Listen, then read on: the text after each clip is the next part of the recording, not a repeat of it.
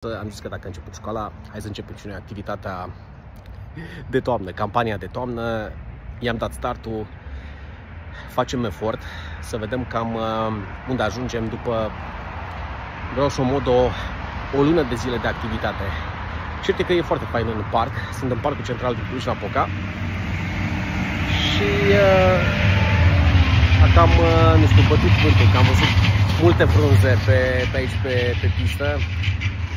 Poate că ar trebui un pic să se mai intervină din când în când, că deja multe dintre frunze cad și e păcat să ai aleile acoperite pe alocuri de frunze, dar să nu fiu cârcotaș. Cert este că ne bucurăm de zile frumoase, de zile bune și suntem în Parcul Central cu poftă de activitate sportivă, stare de bine. Școala a început, îi dăm bătaie.